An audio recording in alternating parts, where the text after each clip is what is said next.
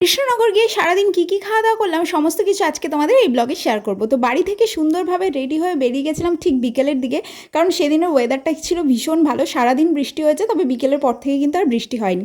তো প্রথমে গিয়েছিলাম আমরা জুডিওতে। সেই দিন জুডিওতে কোনোই কালেকশন ছিল না, কারণ নতুন কালেকশন তখনও আসেনি। আর এই চামচগুলো আমার ভীষণ ভালো লেগেছে, তাই তোমাদের সাথে শেয়ার করলাম, আর সাথে এই নাইট স্যুটগুলো।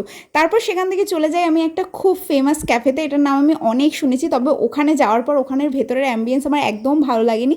একটা সময় হয়তো খুব চলতো, তবে এখন একদমই চলে না। তো জাস্ট একটা সিম্পল কফি খেয়ে ওখান থেকে বেরিয়ে পড়ি। আর কৃষ্ণনগরের রাস্তায় তোমরা এই জিনিসটা তো দেখতেই পাবে, এটা হলো ডালপুরি।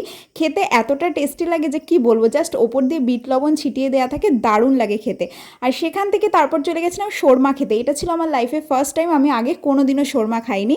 তো এটা রুমালি রুটির সাথে করা ছিল, তো আমার খেতে ওকে ওকে লেগেছে, খুব ভালোও না খুব খারাপও না। তারপর এই কাবাবের দোকানটা চোখে পড়লো, দাম নিয়েছিল মাত্র 50 টাকা, তবে দাম অনুযায়ী খেতে কিন্তু ভালোই ছিল। তারপরে আমরা চলে আসি নবদ্বীপে, আর নবদ্বীপে এসে খেয়েছিলাম বিরিয়ানি।